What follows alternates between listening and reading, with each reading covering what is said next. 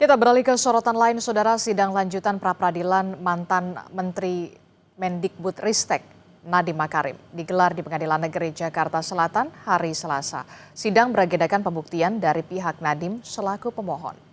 Kubu Nadiem Makarim menghadirkan ahli hukum pidana Universitas Muhammadiyah Jakarta, Hairul Huda, untuk memberikan keterangan terkait pembuktian unsur kerugian keuangan negara. Dalam sidang, Hairul mempertanyakan alat bukti untuk menetapkan Nadiem sebagai tersangka. Menurutnya, hingga kini belum ada bukti jelas yang menunjukkan adanya kerugian negara. Penetapan tersangka terhadap Nadiem dinilai tidak bisa dilakukan jika belum ada hasil audit resmi dari lembaga berwenang seperti Badan Pemeriksa Keuangan. Disampaikan dalam persidangan tadi menggambarkan bahwa bukti-bukti yang dimiliki itu belum berkenaan dengan bukti-bukti yang membuktikan adanya kerugian keuangan negara.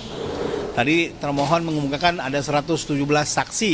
Nah, keterangan saksi tidak membuktikan kerugian keuangan negara. Kerugian keuangan negara harus dideklar oleh BPK, harus dilakukan oleh tim audit negara. Nah, ini yang menjadi crucial point gitu ya.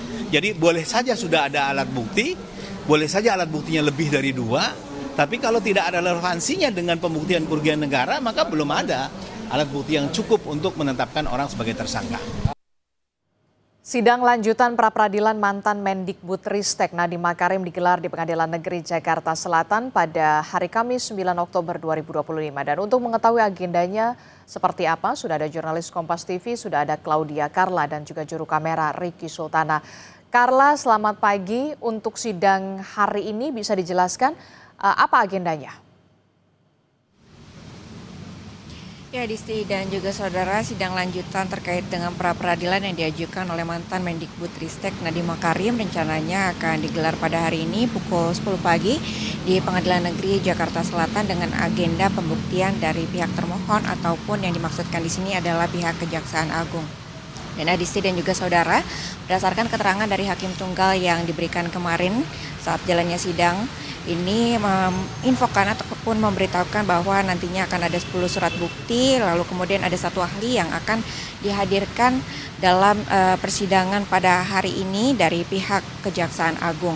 Dan terkait dengan jalannya sidang pada hari ini, Adisti dan juga saudara, kita akan melihat saksi ataupun ahli siapa yang akan didatangkan karena memang hingga saat ini belum dibocorkan ataupun diberitahukan terkait dengan siapa ahli yang akan dihadirkan dalam sidang yang akan berjalan pada pukul 10 pagi hari ini. Lalu kemudian juga Adisti dan juga saudara, terkait dengan sidang yang juga telah berjalan pada hari kemarin ini, ada sejumlah pernyataan yang disampaikan baik dari sisi ahli yang dihadirkan oleh pihak Kejaksaan Agung ataupun juga dari kuasa hukum dari mantan Mendikbudristek Nadiem Makarim sendiri. Di antaranya adalah Hotman Paris yang menyoroti terkait dengan berdasarkan alat bukti yang ada ini, belum ada satupun yang dapat memberikan kesimpulan ataupun menjadi dasar kuat untuk menjadi alat bukti yang menunjukkan bahwa adanya kerugian keuangan negara akibat dengan adanya pengadaan laptop Chromebook periode program digitalisasi yang sempat dilakukan di Kemendikbudristek pada periode 2019 hingga 2022.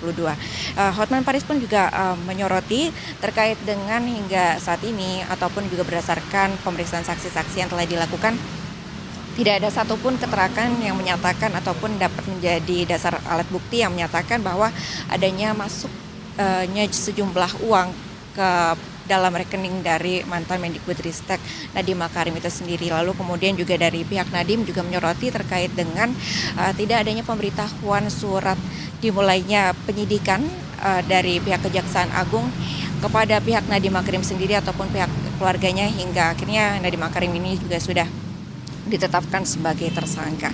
Dan rencananya Adisti dan juga saudara, selain dengan nantinya akan ada ahli dari pihak Jaksa Agung, tadi kami juga sudah menanyakan kepada pihak kuasa hukum dari Nadiem Makarim sendiri juga akan menghadirkan alat bukti, 5 alat bukti lain dalam persidangan yang akan nanti berjalan pada pukul 10 pagi. Di antaranya adalah berita acara terkait dengan Nadiem Makarim yang nantinya akan diungkapkan dalam sidang pra-peradilan yang akan berlangsung pada pukul 10 pagi. Dan nanti kita akan lihat bersama-sama apa yang kemudian akan diungkapkan dalam sidang pra-peradilan pada hari ini. Adisti.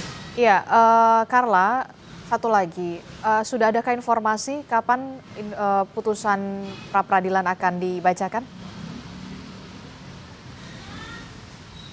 Ya, Disti dan juga saudara, hingga saat ini kami masih menunggu konfirmasi apakah kemudian pada esok hari terkait dengan sidang pra-peradilan ini dapat kemudian diberikan putusan terkait dengan pengajuan pra-peradilan yang diajukan oleh Nadiem Makarim sendiri. Terkait dengan prosesnya memang sudah berlangsung sejak pada hari Senin lalu hingga saat ini, dan nanti kami masih sama-sama memastikan apakah memang pada hari Jumat ini Hakim Tunggal ini telah dapat memberikan putusan terkait dengan pengajuan permohonan pra-peradilan yang diajukan oleh mantan Mendikbudristek Nadiem Makarim. Adisti. Baik, terima kasih informasinya jurnalis Kompas TV Claudia Carla dan juga juru kamera Ricky Sultana melaporkan langsung dari Pengadilan Negeri Jakarta Selatan.